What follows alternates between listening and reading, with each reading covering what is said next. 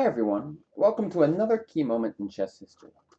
In this time, it's Frank Marshall, fresh off of his crushing loss to Manuel Lasker in the World Championship match.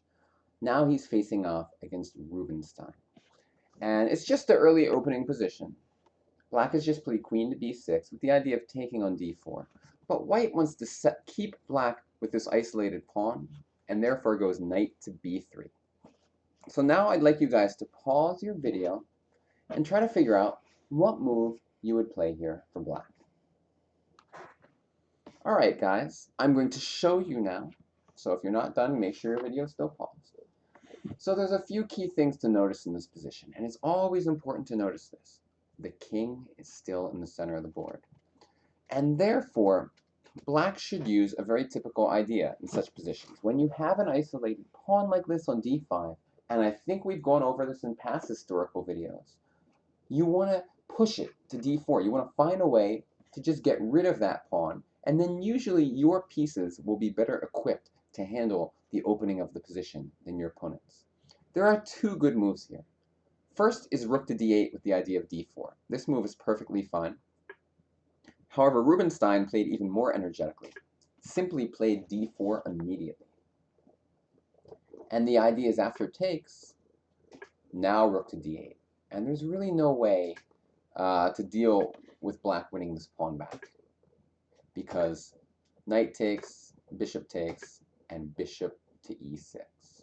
And that bishop on d5 is pinned. Black is going to get it back.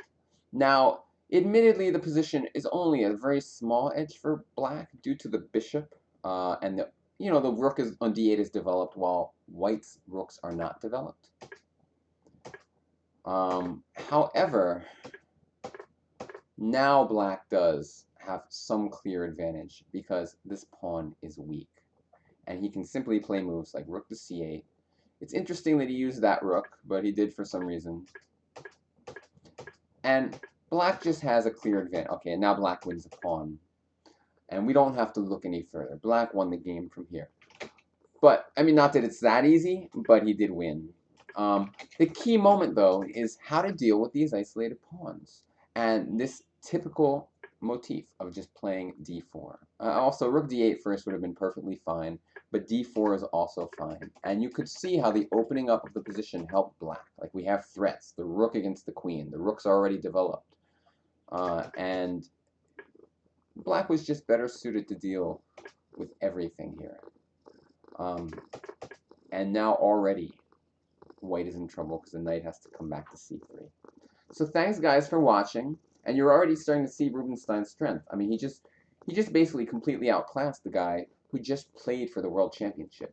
Yeah, admittedly he got crushed in that match, but he's still one of the strongest players at the time. And Rubinstein at this time was not that well known. So I will see you tomorrow with another example of Rubinstein's play from Karlsbad 1907. Bye-bye.